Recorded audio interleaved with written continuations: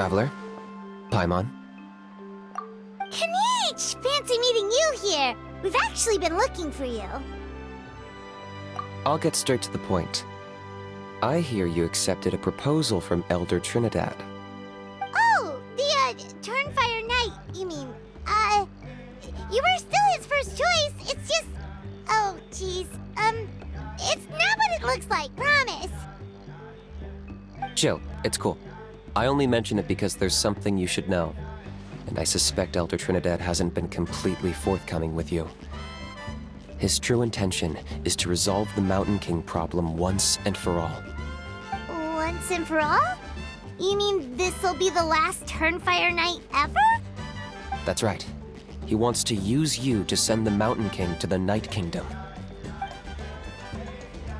To the Night Kingdom?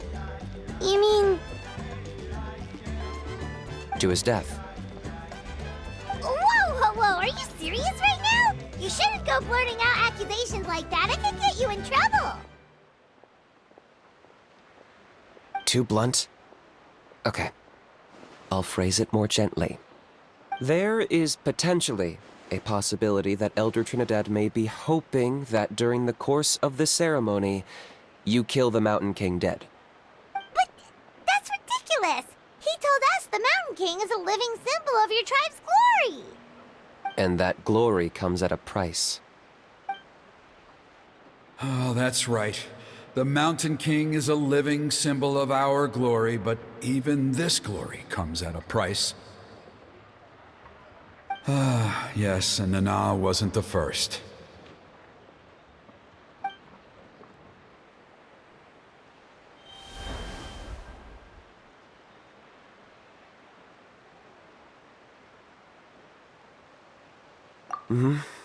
She likely won't be the last to lose her life either. Still, is killing the Mountain King really the only way? It seems so extreme.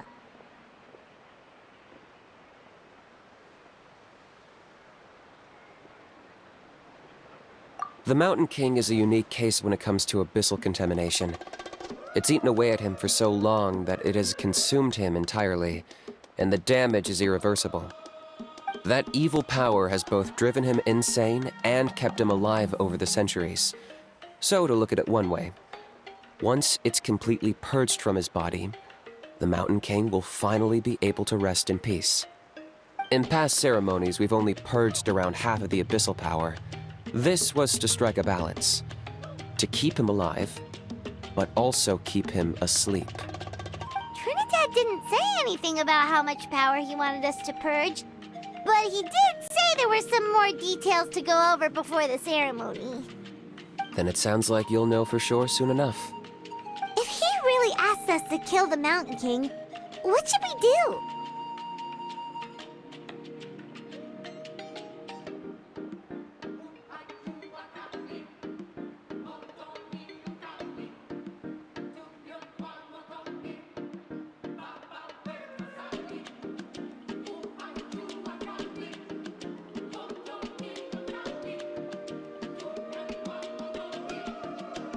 I know this must come as quite a shock, so I suggest you act like you didn't hear anything for now. But would you have time to visit the chief after your meeting with Elder Trinidad? I'd like to make a deal with you. What kind of deal? One that comes at a very reasonable price. I'm sure you have plenty of other questions, but we can talk more later. Good. See you soon.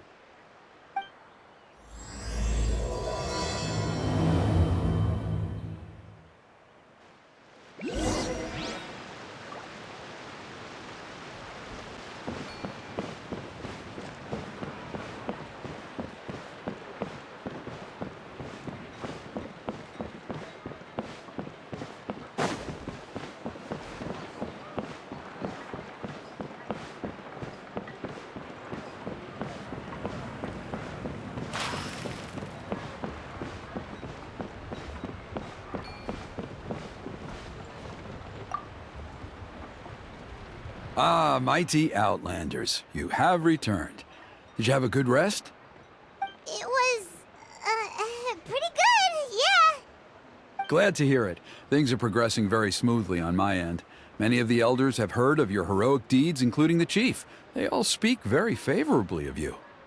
There are still those who insist that the ceremony should be performed by the bearer of the Malipo name. But they're just stuck in the past. We need to move with the times. Plus, Kanish doesn't want to do it anyway. Exactly. So, now, it's time for us to discuss the finer details of the ceremony. We covered the fire lighting part of the proceedings yesterday. The next part is the purification of the Mountain King.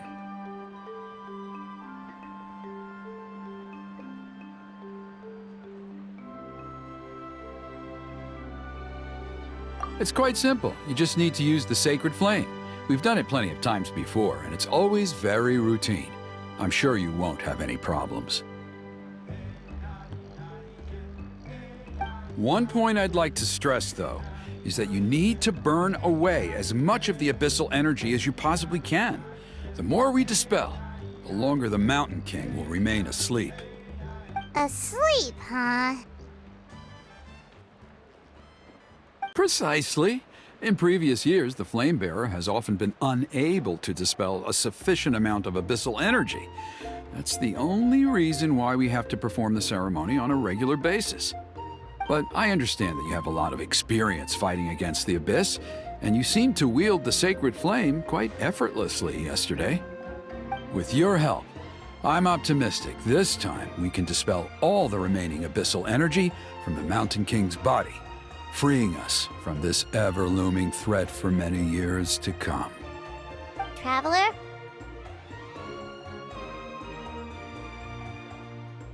So this doesn't faze you at all, huh? You clearly have a lot of confidence in yourself. If that's all you really need to know, the ceremony's in 3 days. I'll come and fetch you when we're ready. In the meantime, feel free to take a look around our settlement. It would mean a lot to the elders if you got to know some of our people. And if you wouldn't mind helping them out with a few errands here and there, that would be even better. So now we have extra errands to run? Maybe we should add a little extra to the price. Just a humble suggestion, that's all. It will help you gain the respect of our people, and as a mighty hero, I truly believe that's what you deserve. I'll be sticking around for the next few days, so if you have any questions, you know where to find me. Seems like Kanich was right. We should go meet up with him right away.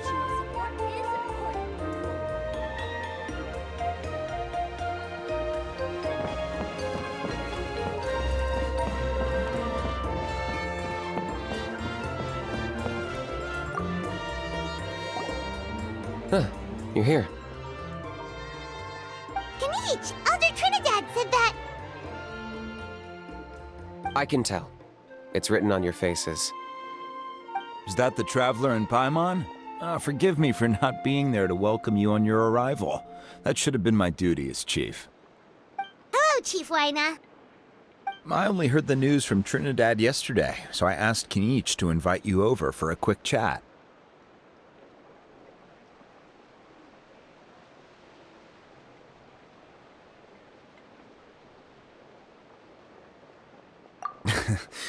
I believe Kinich has already filled you in, so I'll get straight to the point. Firstly, I fully endorse your appointment as flame bearers for the upcoming Turnfire Night. However, I would like to request that you take steps to ensure the Mountain King's safety. Every child of our tribe grows up hearing the tales of our heroes, from Yupanqui the Firebringer to Burkina and the Mountain King who fought against the Abyss. This is our history and our heritage, the source of our pride and the center of our faith. To kill the Mountain King would be to destroy our spirit. I would never be able to face our ancestors in the Night Kingdom. Nana's death was a great tragedy, and I do not blame Trinidad for the actions he has taken. Nevertheless, I cannot allow any harm to come to the Mountain King. The very roots of our identity are at stake. My honored guests, please give this matter your serious consideration. Perhaps there is, but despite all our attempts to contain the situation over the years, we've not found it. Right now, I should like to hear where you stand on this matter.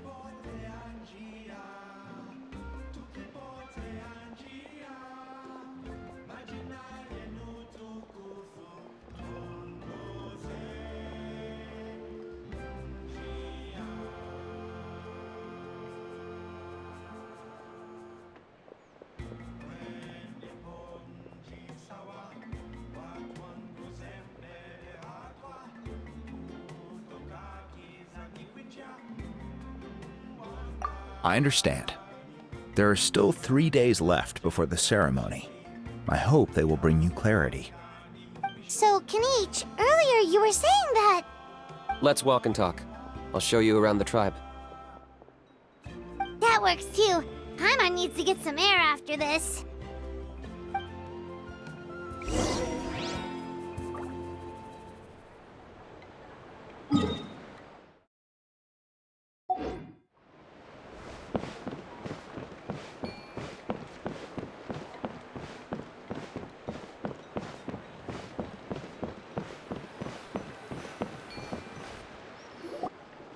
Kanichi, Paimon finally understands why you turned Trinidad down. You knew what he was planning, didn't you? That's why you didn't want to be the flame bearer this time, because it's a double-edged sword. The whole Mora thing was just a sneaky excuse. Double-edged sword is right. But my response wasn't merely an excuse. To solve this exceptional problem, an exceptional price must be paid. I'm working on it. Really? Well, come on then, let's hear it. In a moment. Didn't you have a question you were about to ask me? Oh, yeah. What was it again? Oh, right. We need to talk about how he's completely unhinged.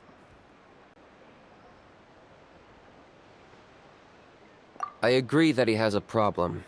He needs disciplining, so I hired him a teacher. You got him a teacher? Oh, Paimon would love to see him get scolded for bad behavior. Anyway, moving on. When we ran into a How, he said you two were investigating some abyss thing together. Is that related to the whole Mountain King situation? Yes, that's the angle I've been working on. I'm a Saurian hunter, but I occasionally hunt the abyss too. One time I was pursuing some purple demonic dogs when I accidentally entered a hidden space. I did some research after the fact. Apparently they're known as beastly rifts, and there are many of them of all different sizes. That's where those purple dogs were coming from. So, if we can locate one of these beastly rifts, clear the monsters out, and move the Mountain King inside, he'd be able to continue living, but without posing a threat to the tribe. Whoa, that sounds kinda crazy. Would it really work? It's not without its risks, of course. There's a lot of unknowns in the equation. For instance, for all we know, a prolonged period inside the rift could make the Mountain King's condition worse. Still, we desperately need something like this, even just as a temporary measure. You've seen the conflict the issue is causing in our tribe for yourselves, and believe me, it's been a long time coming. The chief is adamant about keeping the Mountain King alive, whatever happens. Paimon can understand. It's less about the Mountain King and more about preserving your culture and heritage. Yes, but on the flip side, you've got people like Elder Trinidad, who is more concerned about protecting the people he cares about now and into the future. And he has every right to take that view. It's one thing to try and preserve the last remnants of a glorious past, but making your kin pay the price for it? No one can seriously tell them that's a fair trade. You're right. There's no easy answers here. Let's leave that to one side for a moment and assume we go with your plan. How do you actually intend to find one of these beastly rifts? Because at least in our experience, the dogs open the rifts when they want to attack us, not the other way around. I think I know a way.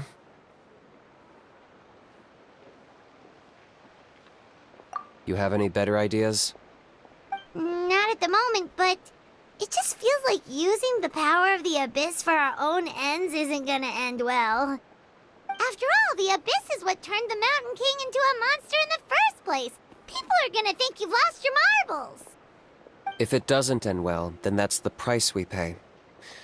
Everything in the world comes at a price. Even when Yupanqui, the Firebringer, stole the Turnfire, it cost him dearly. The Mountain King's erratic outbursts have brought tensions within the tribe to a boiling point. Unless this gets resolved quickly, everyone will be stuck in a stalemate. All right. So what's this deal you wanted to make with us? We're hardly experts on exploiting abyssal power. All I need you to do is keep people away from me. I'm getting harassed on a daily basis by people trying to convince me to be the Flame Bearer. I can't afford to waste all my energy dealing with them. If you help me out, there'll be a gift for you in return. Ooh, what kind of gift? Something well worth your while, I'd say.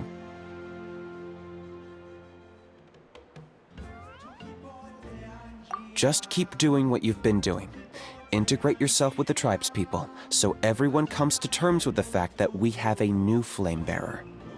That way, I won't have an endless stream of people coming to beg me to join the ceremony, and I can focus on finding a way to summon the beastly rift. Then, when the day of the ceremony comes, we'll move the Mountain King into his new home. That sounds pretty crazy. Even for a daredevil like you, that's dangerous. And even if it works, what if neither Chief Lina nor Elder Trinidad are happy with it? Have you thought about what you'd do then? At least the two of them would finally be on the same side of the issue, leaving only me on the opposing side. The tribe needs leaders like them far more than a Saurian hunter for hire like me.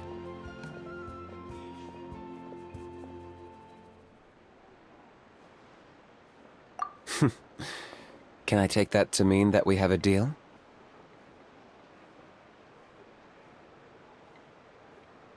For sure. And who knows? Maybe we'll come up with an even better solution to all of this in the next couple of days. Great. Well, for the next couple of days, please spend some time among the tribe and lend a hand wherever you can. I'm sure everyone will be swept off their feet when they meet our new Flame Bearer. Good luck to us both.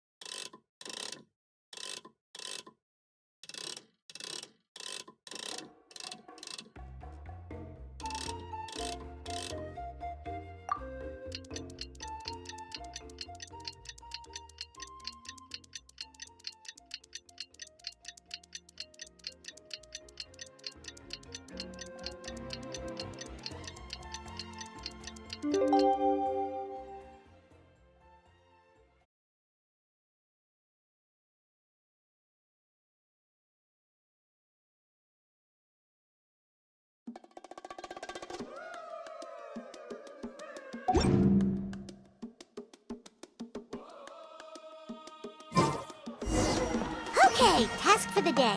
Meet the tribespeople and take some heat off of Kenichi's back.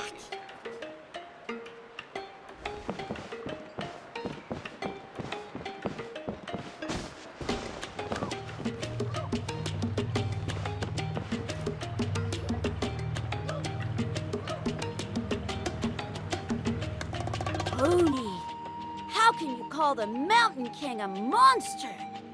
Because he hurt a lot of people. And look what happened to Nana. But it wasn't on purpose. The Mountain King is sick, that's all. He's been hurt by the Abyss. That's true. But the fact remains that he's now a threat to all of us. How can you be so harsh to someone who's sick? If you don't take back what you just said, I don't know if we can carry on being friends. Toba, Kuni, what's wrong? Pony's saying now. nasty things about the Mountain King. It's not right. He's our hero. Once upon a time, maybe, but not anymore.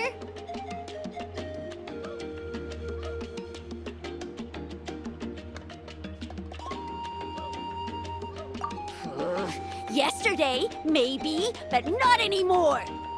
Toba? Fine. I guess my dad is right. Things change, and you just have to accept it and move forward. As of today, our friendship is over. There's no going back. Oh, come on, cut it out, you two. We have some great news to tell you. The Traveler is gonna be the flame bearer for the next Turnfire night. He's gonna do a beautiful ceremony and cure the Mountain King's illness for good. What? Really? So that's what my dad wanted to talk to you about? To be fair, from what we saw the other day, you are pretty good at climbing cliffs. Probably just as good as Kanich. Wait, speaking of Kanich, where even is that guy? Oh yeah, good question. Is he not coming to the ceremony anymore? We can get him to come, but if he catches you two fighting again, he won't be happy. He'll be sure to give you both a piece of his mind. No, we can't let that happen. I've never even spoken to him before. I can't afford to make such a bad first impression. I didn't mean to argue with Toba. All I said was that the Mountain King has done some pretty bad things. He was the one who turned it into a fight. Yeah, if you weren't friends, there's no way Toba would have come to look for the baby Saurians with you. All right. Well, because it's the Traveler and Paimon and Kanich, I'm sorry, Toba. I'm sorry for all the mean things I said about the Mountain King. Dad just really misses Nana, and I was really upset that she's gone, too. Huh? Oh. I shouldn't have spoken to you the way I did either. It wasn't very nice of me. For the Traveler and Paimon, Kanich, and for Nana. I'm sorry too, Huni. That's more like it. Now you're best friends again! Guess so. Toba, if I ever say something mean about the Mountain King in the future, I'll make sure I say it to someone else, and not you. I'd better go buy some colored cloth for my dad now. He needs it for Turnfire night. Let's play again some other time. See you, Toba. See you, Traveler and Paimon. Okay. I'll head home as well then. See you next time. Okay, take care, you two. Even though they said they're sorry, it looks like their friendship isn't as strong as it was before. Let's just hope we can solve this once and for all. Come on, let's move on.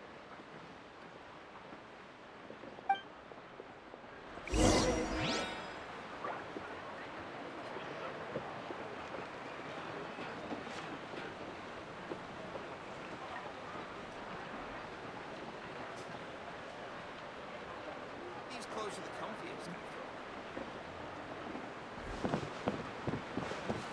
Huh? What's going on over there?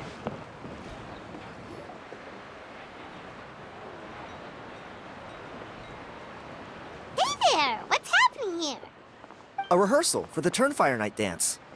Ooh, there's a dance involved? Paimon wants to learn too! You don't know it? Ah, I guess you're not from these parts, huh? It's rare to see a new face around the tribe these days. I thought everyone would be keeping away. Why do you say that? Because of the Turnfire Night, of course. The Mountain King could wake up at any time. That's why we're holding an emergency ceremony. This isn't one of those fun and games festivals. For outsiders, it might even be a little dangerous. Well, did you know that the Flame Bearer this time is actually gonna be an outsider? Oh, I did hear about that. It's a first for sure. I would have loved to meet them in person. What? Oh, it's you? Man, oh man. Well, this is a nice surprise. It's funny. I was just thinking that I'll probably miss out on meeting the new Flamebearer since I'm not taking part this time around. Then suddenly, there you are. Must be my lucky day. You're not taking part in the Turnfire Night? How come? You're not an outsider too, are you? You must be joking. Watch this.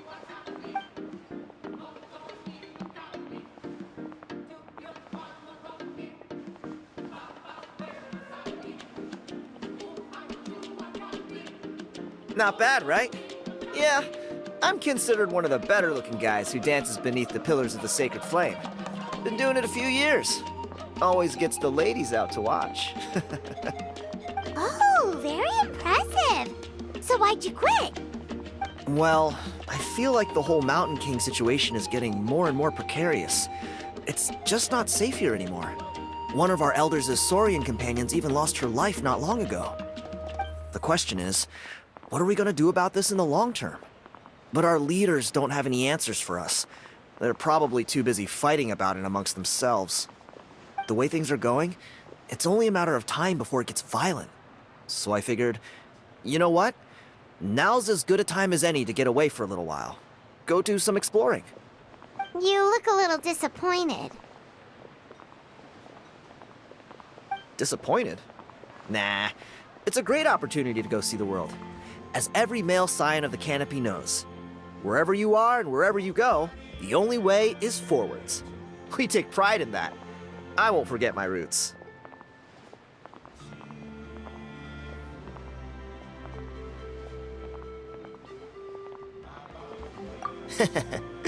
I managed to get in touch with the Saurian Relics Association. They gave me a simple test. Find a decent quality relic, and they'll make me a member. What's the Saurian Relics Association? You've never heard of it? It's a group of amateur history enthusiasts who do research on the ancient Saurian era. They're all about collecting relics and remnants from that age. Speaking of which, the guy who was Flamebearer before you, I've heard that his Saurian buddy comes from that time. A how? A how's a relic from an ancient Saurian civilization? Oh, yeah, him. So you know those two already, huh? Then, do you know how they met? It was deep inside some mysterious ruin, and they signed a contract there. The association folks say that the kind of contract usually comes with a huge hidden cost. Really? That sounds ominous. Who knows? But if it's true, Kinich can probably handle it. He knows what he's doing with weighing up contracts and costs and stuff. I doubt he'd make a contract that doesn't benefit him. Strangely enough, I actually happened upon a strange mural a while back, and it looked to me like it was depicting a Saurian and a human involved in some kind of Saurian-era contract ritual. Oh, does that count as a relic then? You bet it does. I was all ready to go take a picture of it and use it as my entry ticket to the association. But after all the abyssal activity recently, I heard that area's been overrun by monsters. The best laid plans, huh? I'll just have to wait and see if things improve. Or... you look like you know your way around a fight. I don't suppose there's any chance you'd be able to help? If all you need to get is a picture, that should be pretty achievable, right? The Traveler deals with monsters all the time. It's a piece of cake. Wait, you're seriously gonna help me out? Come on, it's no big deal. Compared to some of the things we've been roped into before, this is nothing. Pyro Archon above, you two have hearts of gold, you know that? You're the kind of people who could dive into the Turnfire deep in the bowels of the Night Kingdom, and it wouldn't burn a single hair off your head. Of course it is. All right, come with me. I'll show you the way.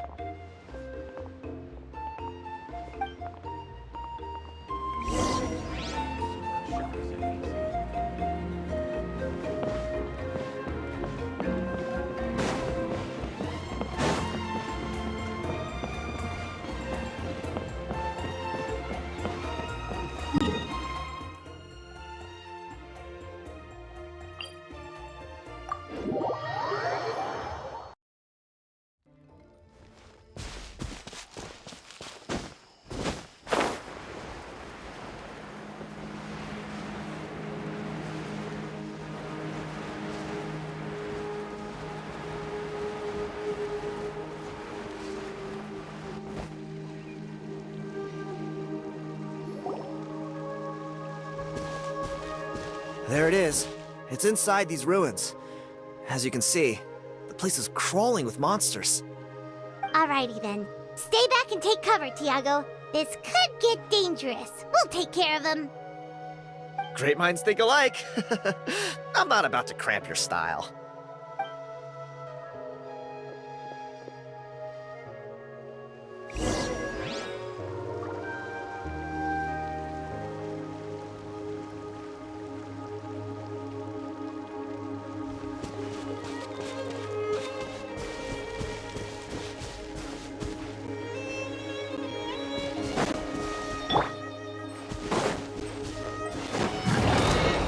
Out of the frying pan, into the fire!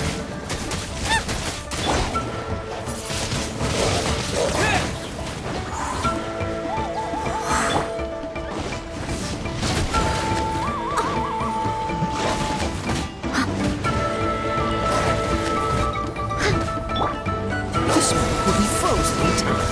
Cool it. Nice and spicy. Eat this!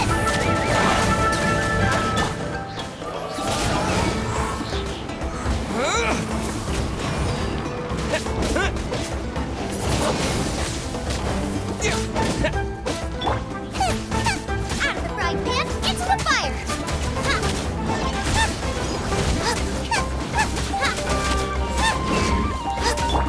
I must leave no stone unturned.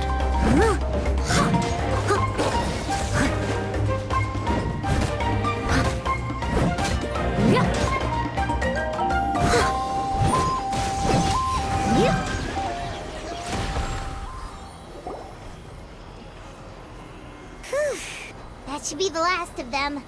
It's a good thing Tiago had the sense to stay in his hiding place, or things could have gotten really hairy for him. Hey, look! That's gotta be it, right? Definitely looks like a mural. True. Now that you mention it, most ancient murals take up a whole huge wall. This looks more like someone with a paintbrush got bored and started doodling. It does match the story he told us, though. There's a Saurian and a human. So, is that supposed to be what an ancient contract ritual looked like? Whatever. We're not here to decipher it. Just photograph it.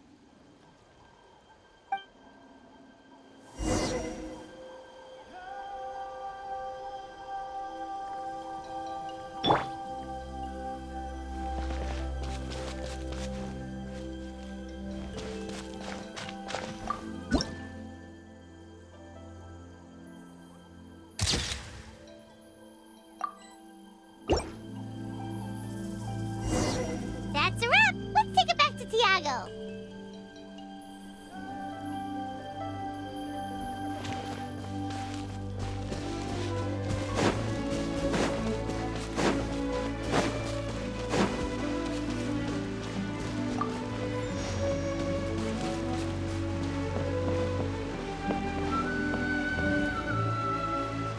You've been robbed? Oh, Ponche. And I thought my luck was bad. I put blood, sweat, and tears into that, and now I've got nothing to show for it. Some gap-toothed goon stole it from me.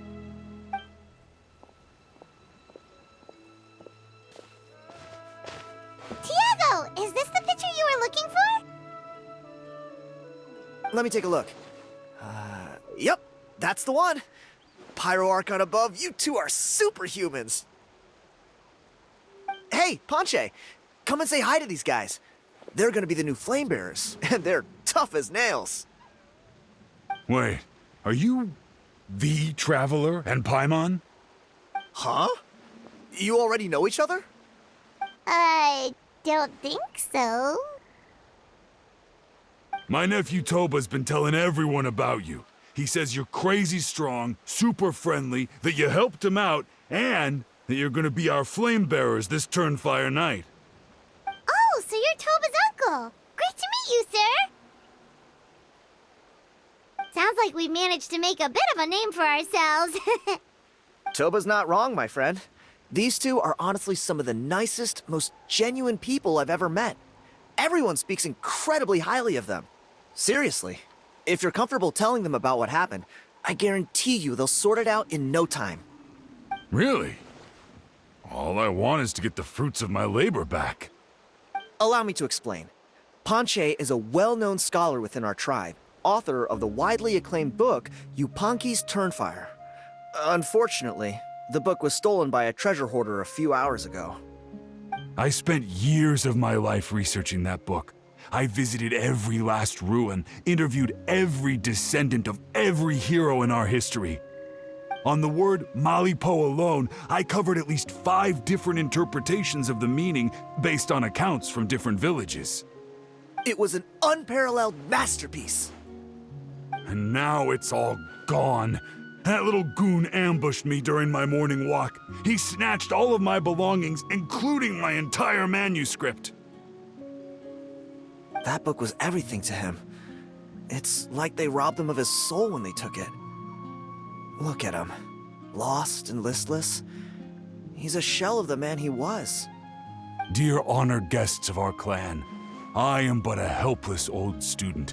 If only for Toba and Tiago's sake, please help me, I beg of you.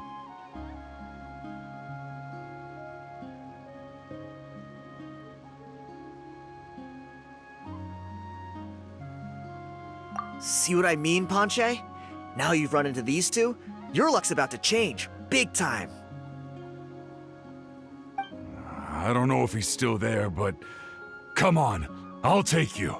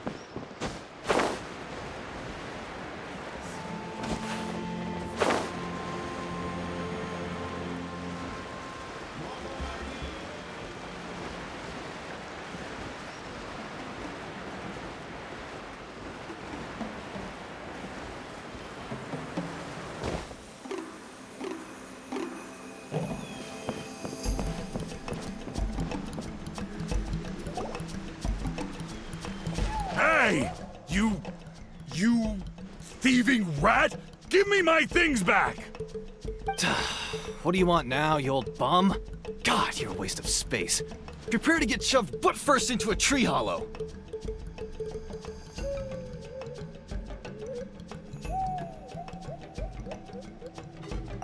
Oh, what's this? Brought a little bodyguard with you, huh? All right, let's see what you've got. What's this? Eat dirt, suckers!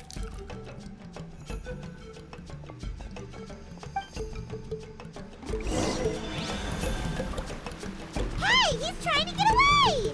You good? Let's chase him down!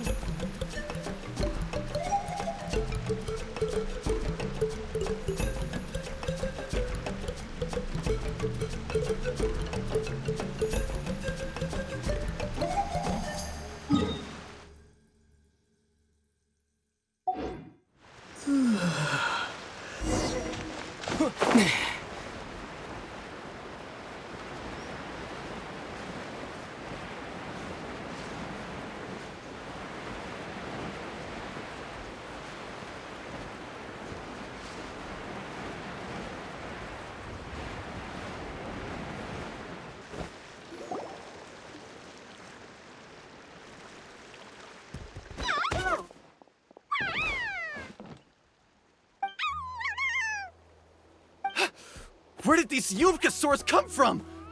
Get away from me, you monsters!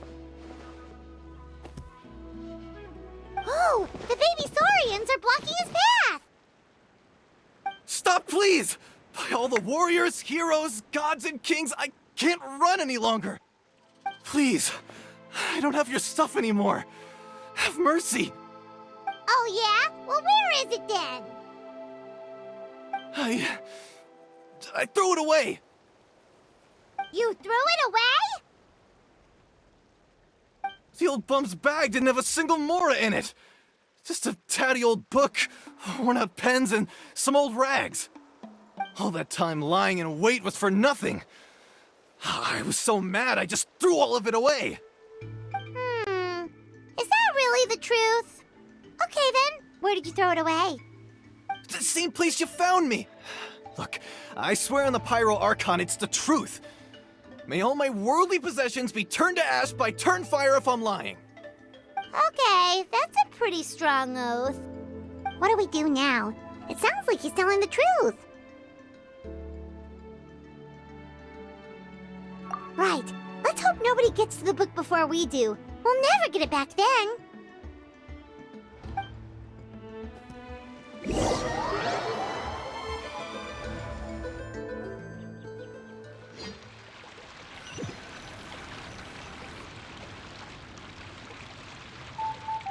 Although the Turnfire is a heroic symbol in Hoytzatlan, it always comes with the more ominous implication of eventual tragedy. This holds true for all bearers of this ancient name in recorded history. Each one of them died of non-natural causes, as if the specter of the Turnfire was always lurking in the background. This appears to suggest the existence of some higher power that is always watching the name-bearer, examining their actions, and eventually demanding payment in return. None can escape this payment, unless, perhaps, they could honestly swear by Turnfire to never make a single mistake in their entire life. Yupanqui's Turnfire. What an incredible work on ancient name philology. I can't believe it was just lying there for me to take. Let me see, the author is Ponche. Nice. A gentleman and a scholar. Silence, book muncher. The great Kahulahow will suffer your droning voice no longer. Do you truly find no joy at all in perusing such rich historical records? Joy? What joy is there in this pointless drivel? Well, it makes a pretty shocking prediction. Every bearer of the ancient name Malipo eventually meets a grisly end. Maybe that's the price you pay for the name that means price? What? You're saying Kenichi will die a violent death? So I'll finally get to take over his body? When will that glorious day arrive? The great Kahulahow demands to know! Wow, you are just irredeemable, aren't you? An agent of chaos down to the core. You make us Abyss Order folks look like saints in comparison. Silence, maggot! To presume that anyone compares your kind with the great Kahulahow is sheer vanity. And if that day ever comes, oh, your doom will soon follow. You don't need to lecture me about Doomsday. Here's what I know, based on countless historical texts. All civilizations will be reduced to rubble by the passage of time. From ancient kingdoms, to heavenly thrones, to worlds beyond, there are no exceptions. But from the ruins of every civilization, the dust will rise and never settle, thus transcending the confines of time. That dust is what we call a civilization's spirit. And you, great Kahulahow, are one such speck of dust from a bygone age. I've paid dearly for the chance to observe you up close. Now, let me take a good look at you. We'll see whether any memories of that age still remain inside you.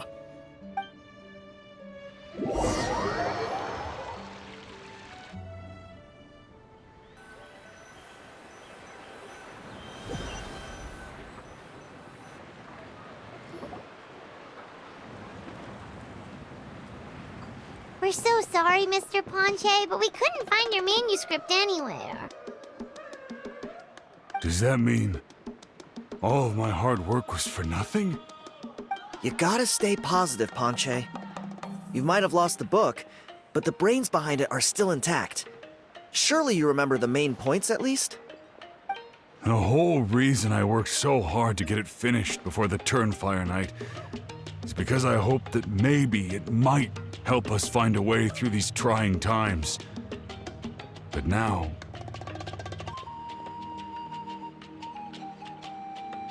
Well, not exactly. But I thought my research might at least be a starting point. Oh, really? So what did you find out in your research? I think the key to all of this lies in the power of Malipo. Panche, you know as well as anyone that ancient names don't hold any real power. Symbolic power doesn't count. You're right, but Malipo may be a special case. Given that it first arose in the era of the first Pyro Archon, it might contain remnants of Xbalanque's power. Yeah, I remember that story. My grandpa told it to me when I was a little kid. Maybe you're the special case. Most kids stop believing in that stuff by your age. I'm not talking about childhood superstitions here. There is evidence. Like what? Like the fact that the Mountain King is still alive. Everyone attributes that to the power of the Abyss. But there's more to it than that. The key factor is that Burkina summoned the power of Malipo at the cost of his own life. If you don't believe me, then answer me this. How many other creatures can you think of who lived longer, not shorter, after being contaminated by the Abyss? Traveler, different situation but similar idea. Doesn't this remind you of the hilly...